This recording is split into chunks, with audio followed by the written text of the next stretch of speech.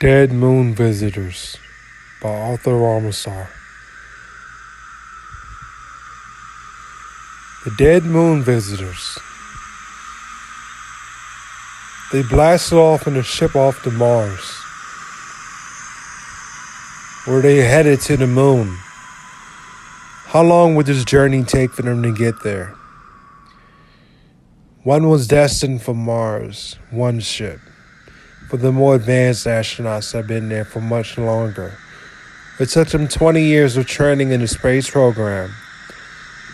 They had never seen aliens before but had a disturbing signal from planet C495. That was the code name, but his real name was Mars. Disturbing signals. Dead moon visitors. Officer Clark Johnson, a veteran at the space program of NASA, said, "Let us go down to the space shuttle and see what's going on." The employees, Jimmy and Tom, responded. A 6'4" ex-linebacker for the DB Arena Hawks, and Tommy, a basketball player from the University of Michigan, said, "I don't even know if that's even people. Those could be monsters. Those could be anything. What if it's demons?" He said, "I'm just joking. I know it's not demons. I don't even believe in God. At the same time, I'm so little concerned. We're getting disturbing signals from Mars. Shouldn't we send someone with more experience than us to go down to the Mars station to see what's going on? We're getting up like Alien and Predator in the movie." Then the head captain came in, Tony, and said, "No, you will go down and see what is going on at the Mars shuttle.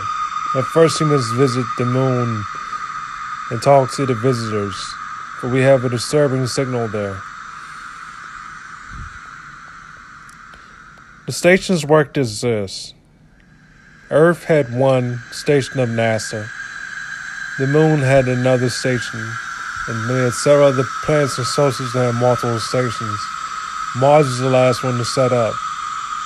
But oftentimes we get signals from distant planets, and many of the visitors and workers on Earth would try to figure out what was going on. Visitors, you say? You mean there are aliens on Earth?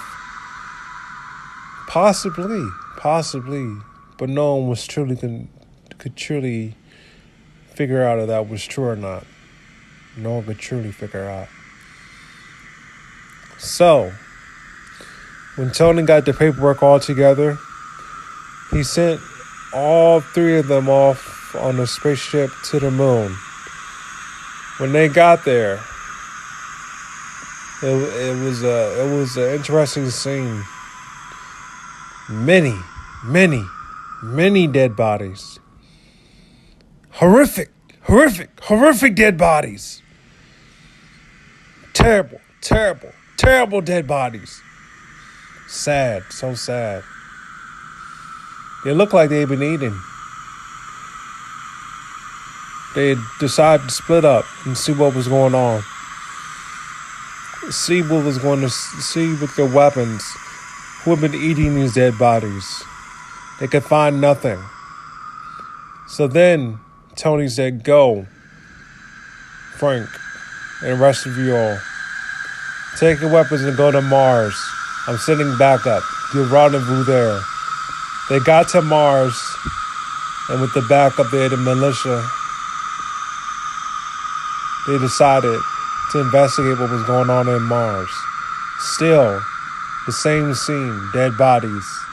Dead bodies. Horrific bodies. Trauma is all they saw. All of a sudden, they got a signal from their beeper. The captain, Tony, said, "I'm cutting off the supply line, and I'm leaving you out there." The ships all of a sudden blew up. They were stranded there. He cut off all signal to Earth.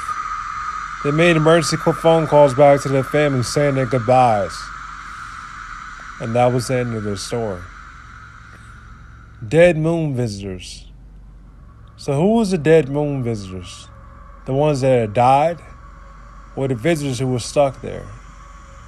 That is a good question that only a few will understand and interpret. Dead moon visitors by author Ramenstar. Bye.